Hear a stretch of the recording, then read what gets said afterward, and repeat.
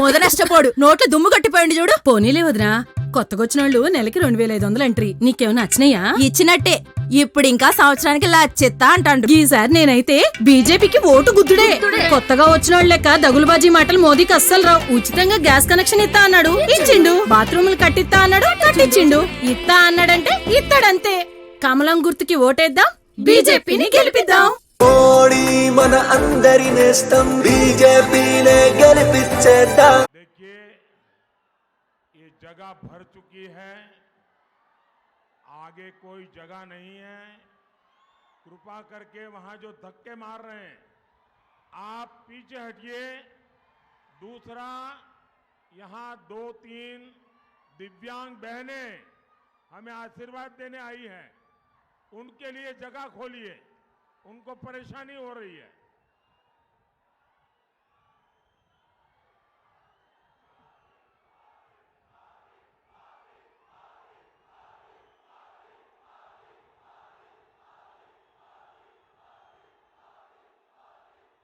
మొట్టమొదట మనమందరం కూడా కొంచెం వెనక్కి జరగాలి.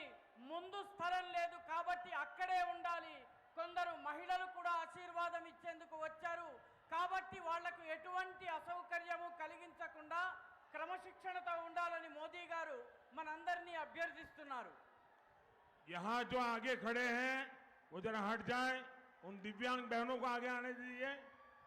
वो दिव्यांग बहनों को आगे आने दीजिए। ఇక్కడ నిలబడి ఉన్నటువంటి వాళ్ళందరూ కొంచెం వెనక్కి వెళ్ళి వెనక ఉన్నటువంటి మహిళల్ని ముందుకు రమ్మని చెప్తున్నారు.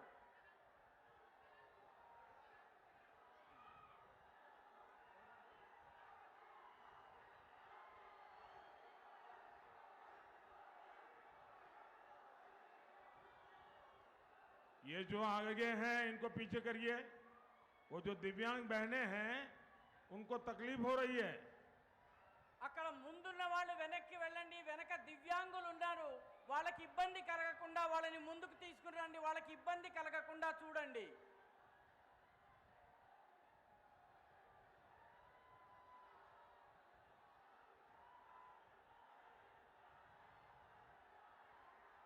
भारत माता की। ना पालमुरु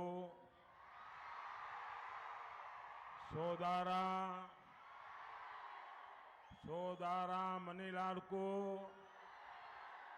నా హృదయపూర్వక నమస్కారాలు.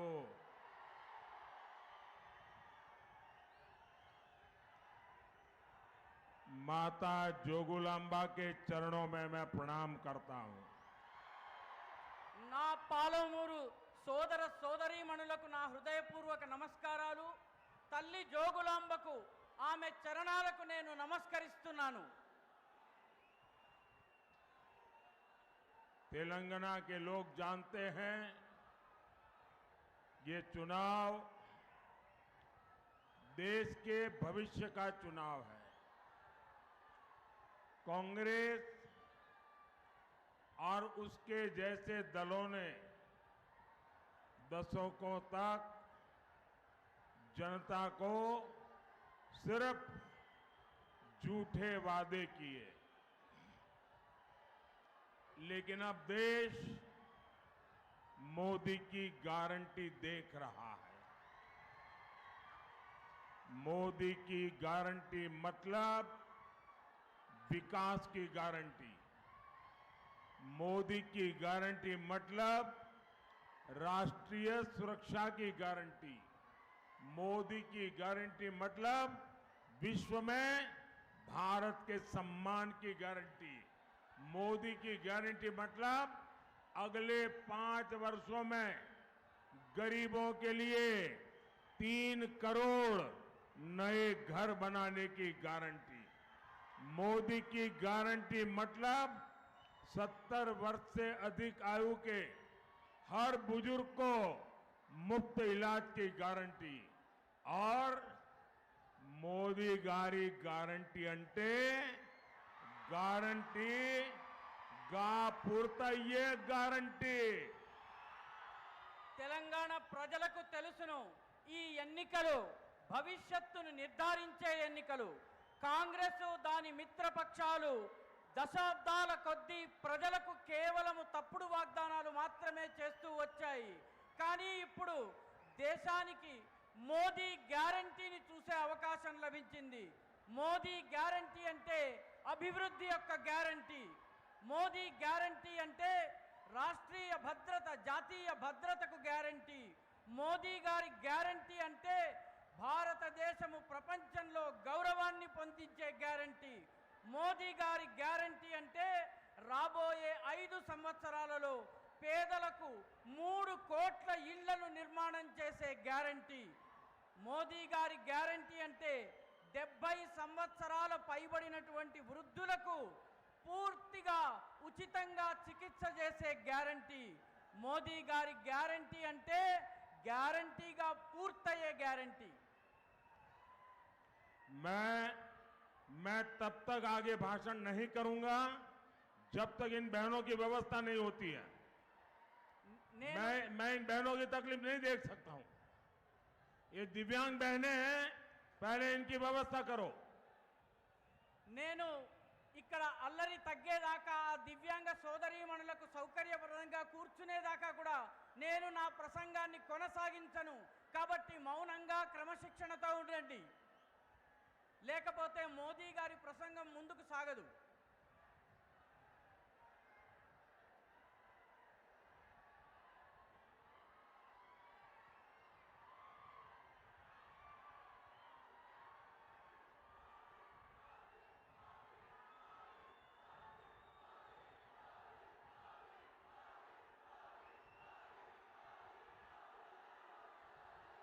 इनको चेयर दे करके ठीक से बिठाइए.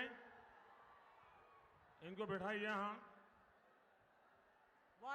एक और बहन भी है, एक और बहन भी है वहां, दिव्यांग है, మరొక యువతి కూడా ఉంది, उनको भी यहां ले आइए. जब तक इन दिव्यांग बहनों की व्यवस्था नहीं करोगे मैं भाषण नहीं करूंगा. ఈ దివ్యాంగ సోదరీమణుల వ్యవస్థ జరిగేదాకా ప్రసంగం ముందుకు సాగదు. కాబట్టి సహకరించండి మిత్రులారా.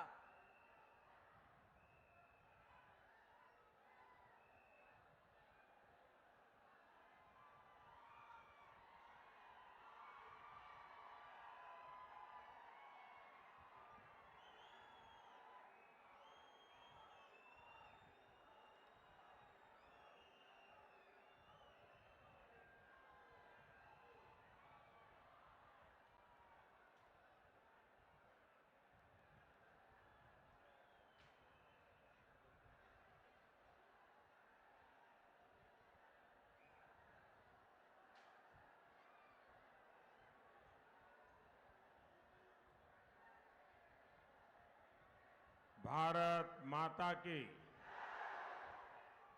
भारत माता की. मैं इन दिव्यांग बहनों का हृदय से आभार व्यक्त करता हूं. इतना कष्ट उठाकर वो हमें आशीर्वाद देने आई है. मैं उनका बहुत आभार व्यक्त करता हूं. నేను ఈ దివ్యాంగ సోదరీమణులకు హృదయపూర్వకమైనటువంటి ధన్యవాదాలు చెప్తున్నాను. ఎందుకంటే ఇన్ని కష్టాలకు ఓర్చి వాళ్ళు మాకు ఆశీర్వాదాన్ని ఇవ్వడానికి వచ్చారు. కాబట్టి నా హృదయపూర్వక ఆశీర్వాదాలు. साथियों, पिछले 10 वर्षों में देश इतना आगे बढ़ा है. 10 साल में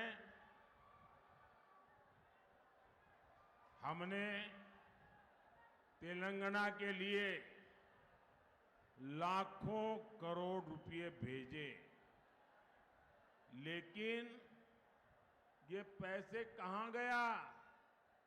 ये पैसा करप्शन का एटीएम लगाकर पहले बीआरएस ने अपनी जेब भरी और अब कांग्रेस भी उसी तरह तेलंगाना को लूट रही है. మిత్రులారా, గత 10 సంవత్సరంలో దేశము చాలా అభివృద్ధి చెందింది. మేము కూడా తెలంగాణ కూడా ముందుకు వెళ్ళేందుకు చాలా ప్రయత్నాలు చేశాము. 10 సంవత్సరాలుగా మేము తెలంగాణకు లక్షల కోట్ల రూపాయలు ఇచ్చాము, పంపించాము. కానీ ఆ డబ్బులన్నీ ఎక్కడికి పోయాయి? ఈ డబ్బులన్నీ అవినీతి ఏటీఎంలోకి వెళ్ళాయి. వాటిని ముందు బీఆర్ఎస్ తన జేబులను నింపుకుంది. ఇప్పుడు కాంగ్రెస్ అదే రకంగా తెలంగాణను లూటీ చేస్తోంది. साथियों, कांग्रेस ढेर सारे वादे करके सरकार में आई थी, लेकिन सरकार बनते ही वो बीआरएस की फोटोकॉपी बन गई। बीआरएस ने जितना वर्षों में लूटा, कांग्रेस उतना भ्रष्टाचार कुछ महीनों में ही करना चाहती है। इंडस्ट्री की बात कहकर आई कांग्रेस ने यहां फेक वीडियो की मैन्युफैक्चरिंग की दुकान खोल ली है। कांग्रेस बीआरएस के कालेश्वरम स्कैम पर कलम तक हिलाने को तैयार नहीं है। जब से कांग्रेस आई, तेलंगाना में डबल आर टैक्स अलग से लग गया। दिल्ली तक में आप लोगों पर लगे डबल आर टैक्स की चर्चा हो रही है। మిత్రులారా, కాంగ్రెస్ అనేక వాగ్దానాలు చేసి అధికారంలోకి వచ్చింది. కానీ అధికారంలోకి రాగానే అది బీఆర్ఎస్ యొక్క జిరాక్స్ కాపీగా మారిపోయింది. బీఆర్ఎస్ అనేక సంవత్సరాల్లో ఎంత లూటీ చేసిందో కాంగ్రెస్ అంత అవినీతిని కొన్ని నెలల్లోనే చేయాలని చెప్పి ప్రయత్నం చేస్తోంది. పరిశ్రమల గురించి చెప్పి అధికారంలోకి వచ్చినటువంటి కాంగ్రెస్ ఇప్పుడు ఫేక్ వీడియోల పరిశ్రమను ఇక్కడ ఏర్పాటు చేసింది, దుకాణం తెరిచింది. కాంగ్రెస్ బీఆర్ఎస్ కాలంలో అవినీతి చేసినటువంటి కాళేశ్వరం స్కామ్ గురించి పెన్నును కూడా కదిలించడానికి, కలంను కూడా కదిలించడానికి సిద్ధంగా లేదు. కాంగ్రెస్ అధికారంలోకి వచ్చినప్పటి నుంచి తెలంగాణలో ఆర్ఆర్ ట్యాక్స్ పడుతోంది. ఢిల్లీలో కూడాను ఈ డబల్ ఆర్ ట్యాక్స్ గురించి బాగా చర్చలు జరుగుతున్నాయి. साथियों, और एक बड़ी मजेदार बात हुई। तेलंगाना के लोगों को इस पर जरा गौर करना चाहिए। मैं कई दिन से डबल आर टैक्स की बात कर रहा हूं। मैंने किसी का नाम नहीं लिया, लेकिन तेलंगाना के मुख्यमंत्री अब इस आरोप पर मीडिया के सामने जाकर खुद सफाई दे रहे हैं। यानी उन्होंने खुद ही बता दिया है कि डबल आर टैक्स से कौन लोग जुड़े हैं। మిత్రులారా, చాలా తమాషా విషయం ఏంటంటే తెలంగాణలో ఉన్నటువంటి ప్రజలు దృష్టి పెట్టాల్సినటువంటి విషయం ఏంటంటే ఈ RR tax, double R tax విషయంలో నేను ఎవరి పేరు చెప్పలేదు. కానీ తెలంగాణ ముఖ్యమంత్రి గారు మాత్రము విలేకరుల ముందుకొచ్చి, మీడియా ముందుకొచ్చి ఆర్ఆర్ ట్యాక్స్ గురించి అవాకులు చెవాకులు చెబుతున్నారు. అంటే ఈ RR tax, double R tax వల్ల ఈ ట్యాక్స్ ఎవరి జేబుల్లోకి వెళ్తుందన్నది మీరు అర్థం చేసుకోవాలి. साथियों, महबूब नगर क्षेत्र को, यहां के लोगों को बीआरएस कांग्रेस के नेताओं ने हमेशा अपने स्वार्थ के लिए इस्तेमाल किया है। 2009 में आप लोगों ने केसीआर को चुना, लेकिन जब तेलंगाना बना तो वो आपको भूल गए। ना नए मुख्यमंत्री भी इसी इलाके से चुने गए हैं, लेकिन वो भी दिल्ली के हाई कमान को ही खुश करने और हिसाब किताब देने में लगे हैं। तेलंगाना में इस स्थिति को बदलने के लिए जरूरी है कि अब बीजेपी को ज्यादा से ज्यादा प्रतिनिधित्व मिले। మిత్రులారా, మహబూబ్ నగర్ ప్రాంతంలో ఇక్కడి ప్రజలకు బీఆర్ఎస్ కాంగ్రెస్ నాయకులు తమ స్వార్థంతో ఇక్కడి ప్రజలను ఉపయోగించుకున్నారు, వాడుకున్నారు. 2014లో ఇక్కడ కేసీఆర్ అధికారంలోకి వచ్చారు, మీరు ఆయనని ఎన్నుకున్నారు. కానీ తెలంగాణ ఏర్పడ్డ తరువాత ఆయన మిమ్మల్ని మర్చిపోయారు. కొత్త ముఖ్యమంత్రి కూడా ఇదే క్షేత్రం నుంచి ఎన్నికయ్యారు. కానీ ఆయన కూడా ప్రస్తుతం ఢిల్లీలోని హైకమాండ్ ముందు వాళ్ళని ఖుషామతి చేసేందుకు ప్రయత్నిస్తున్నారు. వాళ్ళకి లెక్కాపత్రాలు చెప్పేటటువంటి ప్రయత్నం చేస్తున్నారు. తెలంగాణలోని ఈ పరిస్థితిని మార్చాలన్నట్లయితే బీజేపీ యొక్క ఎంపీలను అత్యధిక సంఖ్యలో ఎన్నుకుని ఢిల్లీకి పంపించవలసి ఉంటుంది. साथियों, इस क्षेत्र को कृष्णा और तुंगभद्रा नदियों का आशीर्वाद मिला है, लेकिन यहां के किसानों को मजदूरी के लिए पलायन करना पड़ रहा है. यहां की सिंचाई परियोजनाओं को भी राज्य सरकार आगे नहीं बढ़ने दे रही है. कांग्रेस ने किसानों की कर्ज माफी का झूठा वादा किया. कांग्रेस ने अगर कुछ दिया है तो वो है विश्वासघात और विश्वासघात. మిత్రులారా, ఈ క్షేత్రానికి తల్లి కృష్ణమ్మ తుంగభద్ర నదుల యొక్క ఆప్యాయతాపూర్వకమైనటువంటి ఆశీర్వాదం ప్రాప్తమైంది. కానీ ఇక్కడి రైతులకు దినసరి కూలీ కోసము పలాయనం చేసి వేరే ప్రాంతాలకి మైగ్రెంట్ లేబర్గా వెళ్ళవలసి వస్తోంది. ఇక్కడ ఉన్నటువంటి నీటిపారుదల ప్రాజెక్టుల కోసము లక్షల కోట్ల రూపాయలు ఇచ్చినప్పటికీ కాంగ్రెస్ దానిని ముందుకు వెళ్ళనివ్వడం లేదు. కాంగ్రెస్ రైతుల రుణమాఫీ చేస్తానని చెప్పి కూడా అబద్ధపు వాగ్దానం చేసింది. కాంగ్రెస్ ఇక్కడి ప్రజలకు ఏదైనా ఇచ్చిందంటే అది నమ్మక ద్రోహం మాత్రమే. साथियों, कांग्रेस के शहजादे चुनाव से पहले मोहब्बत की दुकान लेकर निकले थे, लेकिन चुनाव आते ही मोहब्बत की दुकान का बोर्ड उतर गया है. शहजादे अब समाज में जहर घोलने में जुट गए हैं. टुकड़े टुकड़े गैंग को कंधा देने वाले देश के टुकड़े करने की बात कर रहे हैं. शहजादे के एक एडवाइजर है, वो अमेरिका में रहते हैं. उन्होंने कहा है कि दक्षिण भारत के लोग अफ्रीकन है, उन्हें तेलंगाना के लोग अफ्रीकन लगते हैं. जानते हैं क्यों? क्योंकि उन्होंने आपकी चमड़ी का रंग पसंद नहीं आता. कौन अफ्रीकन है, कौन भारतीय है, अब ये कांग्रेस हमारे रंग से तय करेगी.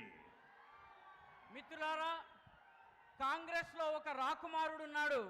ఆయన ఎన్నికలకి ముందు మొహబ్బత్ కి దుకాన్ అంటే ప్రేమ దుకాణం తెరుస్తారు. కానీ ఎన్నికలు రాగానే ఆ దుకాణపు బోర్డు తిప్పేస్తారు. దాన్ని తిప్పి విషం విరజిమ్మేటటువంటి పనిని చేస్తున్నారు. టుకడే టుకడే గ్యాంగ్ కి తన భుజాన్ని ఇచ్చి ఆయన ఈ దేశాన్ని ముక్కముక్కలు చేసేటువంటి మాటలు మాట్లాడుతున్నారు. ఈ రాకుమారుడికి ఒక రాజగురువు ఉన్నాడు. ఆయన అమెరికాలో ఉంటాడు. ఆయన దక్షిణ భారతదేశంలో ఉన్నటువంటి వాళ్ళందరూ కూడాను ఆఫ్రికన్లు అన్నారు. ఆయనకు తెలంగాణ ప్రజలందరూ కూడాను ఆఫ్రికన్లలాగా కనిపిస్తున్నారు. ఎందుకో తెలుసా? ఎందుకంటే వారు మన యొక్క చర్మపు రంగు ఆయనకి ఇష్టం లేదు. ఎవరు ఆఫ్రికనో ఎవరు భారతీయుడో ఇప్పుడు కాంగ్రెస్ నిర్ణయించి మన రంగు ఆధారంగా నిర్ణయించే ప్రయత్నం చేస్తోంది. साथियों, कांग्रेस हिंदुओं से, हिंदू पर्व से कितनी नफरत करती है, ये हर रोज सामने आ रहा है. शहजादे को ट्यूशन देने वाले लीडर ने यह भी कहा है कि अयोध्या में राम मंदिर नहीं बनना चाहिए था. उन्होंने ऐलान किया है कि अयोध्या में राम मंदिर बनाना और राम नवमी मनाना ये भारत विरोधी है, ये आइडिया ऑफ इंडिया के खिलाफ है। भाइयों बहनों, मैं तो बड़े गर्व के साथ मंदिर जाता हूं। उन्होंने इसे भी मोदी का मंदिर जाना ये देश विरोधी है ऐसा सर्टिफिकेट बांट रहे हैं। आप मुझे बताइए, आप रामनवमी पर पूजा करते हैं कि नहीं करते हैं? पूजा करते हैं ना? आप अयोध्या दर्शन करने जाना चाहते हैं ना? क्या आप देश विरोधी काम करते हैं? क्या देश विरोधी काम करते हैं? हिंदुओं को अपने ही देश में सेकंड क्लास सिटीजन बनाना चाहती है कांग्रेस। क्या इसलिए ही ये लोग वोट जिहाद की बात कर रहे हैं? మిత్రులారా, కాంగ్రెస్ కి హిందువులన్నా హిందూ పండగలన్నా ఎంత ద్వేషముందో మనకి ప్రతిరోజు మన ముందుకొస్తోంది. ఈ రాకుమారుడికి ట్యూషన్ చెప్పే ఒక నాయకుడు కూడా చెబుతున్నాడు, అయోధ్యలో రామ మందిరాన్ని నిర్మించకూడదు అంటున్నాడు. ఆయన ప్రకటించాడు, అయోధ్యలో రామ మందిరాన్ని నిర్మించటము, రామనవమి పండగ జరపటము భారతదేశానికి వ్యతిరేకమని చెప్పారు. ఇది ఐడియా ఆఫ్ ఇండియా అంటే భారత భావనకి వ్యతిరేకమన్నారు. నేను గర్వంగా దేవాలయానికి వెళ్తాను, దానిని కూడా వాళ్ళు దేశ వ్యతిరేకమైనటువంటి పనిగా చెప్తున్నారు. మీరు చెప్పండి, అవును కాదని చెప్పండి. రామనవమికి మీరు పూజ చేస్తారా చేయరా? మీరు అయోధ్యకు దర్శనం చేసేందుకు వెళ్తారా వెళ్ళరా? మీరు దేశ వ్యతిరేక శక్తులు అన్నటువంటి మాటను నమ్ముతున్నారా? హిందువులకు తమ దేశంలోనే వాళ్ళని రెండవ తరగతి పౌరులుగా మార్చాలని కాంగ్రెస్ ప్రయత్నం చేస్తోంది. ఇటువంటి ప్రజలు వీళ్ళు ఇందుకే ఓట్ జహాద్ గురించి మాట్లాడుతున్నారు. ये कितना प्यारा बच्चा आज यहां हमें कब से हाथ हिला रहा है। वो साथ में वो गुड़िया भी। शाबाश बेटे शाबाश।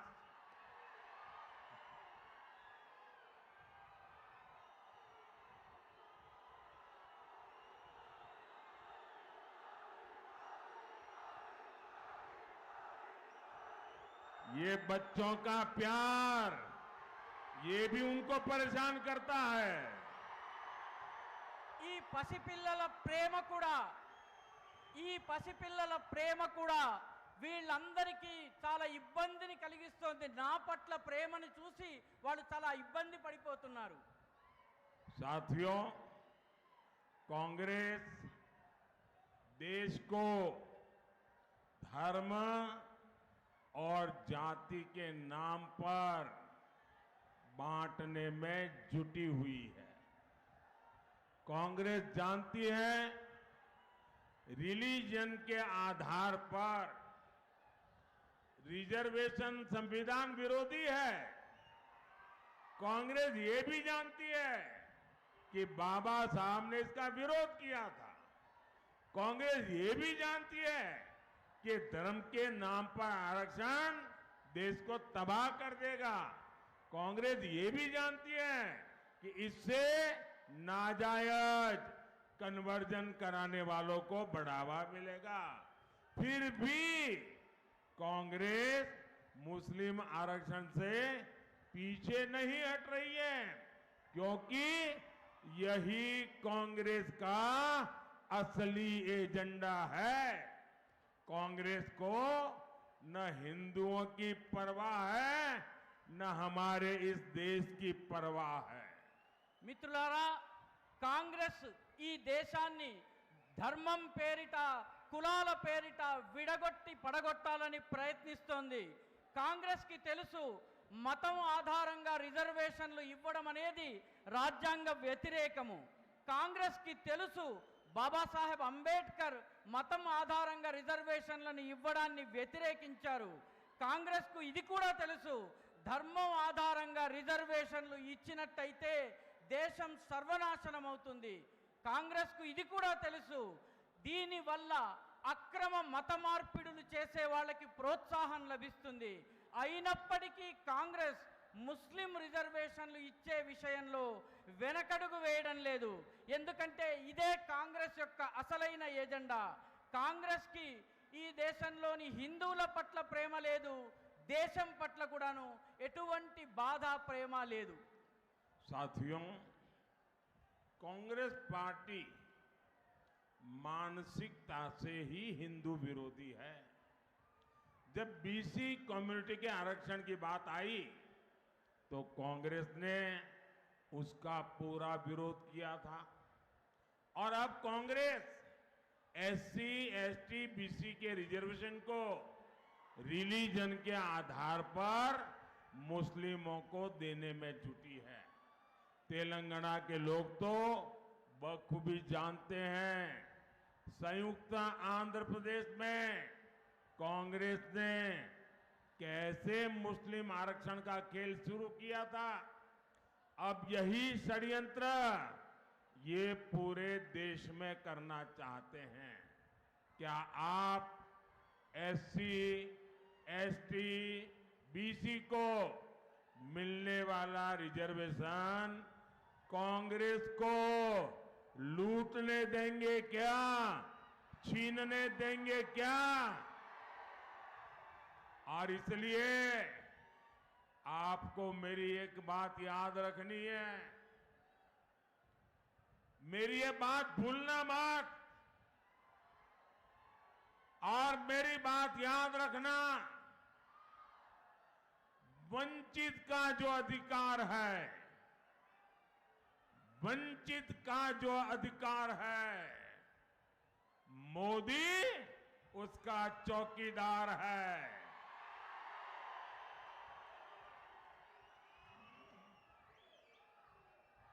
మిత్రులారా, కాంగ్రెస్ పార్టీ యొక్క మానసికత హిందూ వ్యతిరేకత. బీసీ కమ్యూనిటీలకు, బీసీ కులాలకు రిజర్వేషన్లు ఇచ్చేటటువంటి విషయం వచ్చినప్పుడు కాంగ్రెస్ దాన్ని వ్యతిరేకించింది.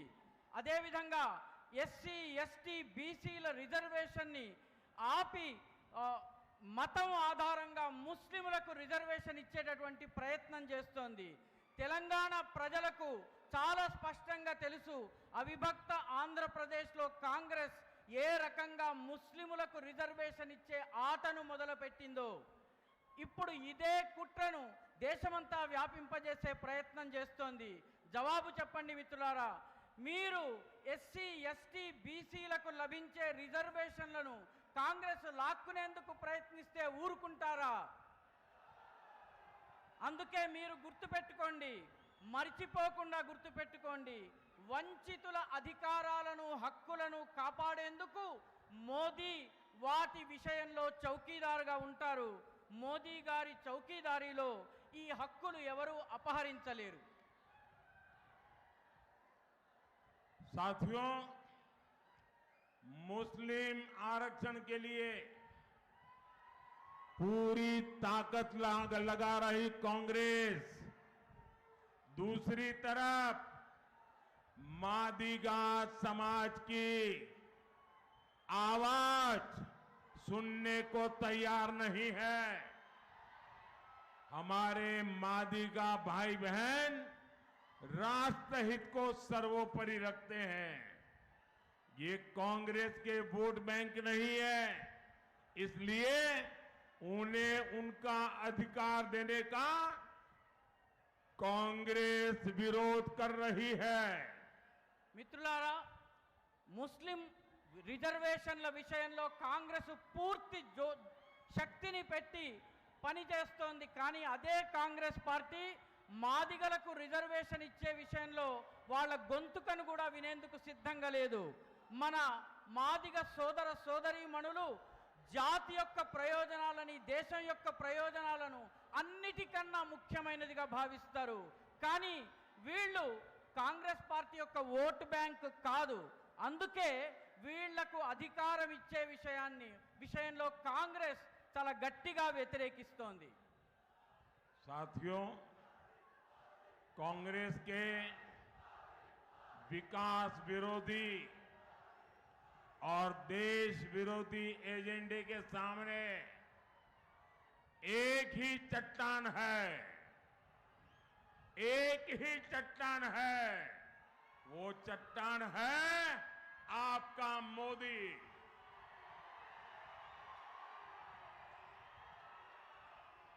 और मोदी को ताकत आपके प्यार और आपके एक वोट से मिलती है। महबूबनगर से श्रीमती डी.के. अरुणा बीजेपी प्रत्याशी है। 13 मई को इनको दिया आपका हर वोट सीधा सीधा मोदी को जाएगा। మిత్రులారా కాంగ్రెస్ యొక్క అభివృద్ధి వ్యతిరేకమైనటువంటి దేశ వ్యతిరేకమైనటువంటి ఎజెండాని అడ్డుకునేందుకు ఇక్కడ నిలబడ్డటువంటి ఏకైక పెట్టని కోట, అడ్డంగా నిలబడ్డటువంటి కొండ ఒకే ఒక్కరు, అదే నరేంద్ర మోదీ గారు. మోదీ యొక్క శక్తి మీ యొక్క ప్రేమ, మీరిచ్చేటటువంటి ఓటు నుంచి లభిస్తుంది. మహబూబ్ నగర్ నుంచి శ్రీమతి డి.కే. అరుణ గారు బీజేపీ అభ్యర్థిగా ఉన్నారు.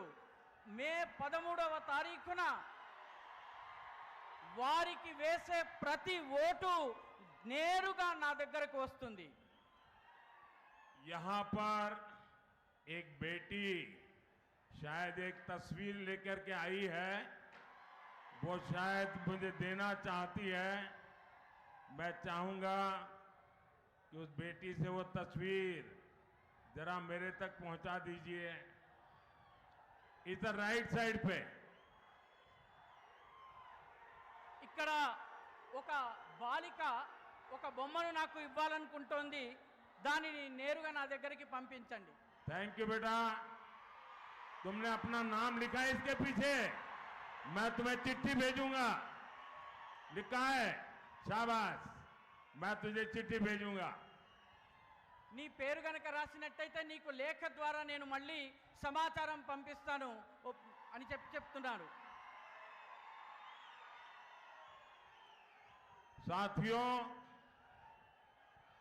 मुझे पता है कि कांग्रेस बीआरएस अब कैंडिडेट फिक्सिंग में लग गए हैं। मुझे ये भी पता है इस सीट पर कैसे कैसे खेल हो रहे हैं। अरुणा जी एक महिला है, इनके खिलाफ खुद मुख्यमंत्री कैसी अपमानजनक भाषा बोल रहे हैं। इसका जवाब आपको ज्यादा से ज्यादा वोट देकर के जवाब देना है। మిత్రులారా, నాకు తెలుసు ఇక్కడ కాంగ్రెస్ బీఆర్ఎస్లు రెండూ కలిసి క్యాండిడేట్ ఫిక్సింగ్కి పాల్పడుతున్నాయి. నాకు ఈ విషయం కూడా తెలుసు. ఈ సీటుని గెలుచుకునేందుకు ఎలాంటి ఆటలు ఆడుతున్నారో కూడా తెలుసు. అరుణ గారు ఒక మహిళ, మన ఆడబిడ్డ. వారికి వ్యతిరేకంగా ముఖ్యమంత్రి స్వయంగా ఎటువంటి అవమానకరమైనటువంటి భాష మాట్లాడుతున్నారో చూడండి. దీనికి జవాబు మీరు అత్యధిక సంఖ్యలో ఓట్లు వేయడం ద్వారా ఇవ్వాల్సి ఉంటుంది. अच्छा, मेरा एक और काम करोगे? जरा हाथ ऊपर करके बताइए, करोगे? मेरा एक काम करोगे? आज अपना मोबाइल फोन निकाल करके फ्लैश लाइट चालू करो। अपने मोबाइल फोन का फ्लैश लाइट चालू करो सबके सब, और हाथ ऊपर करो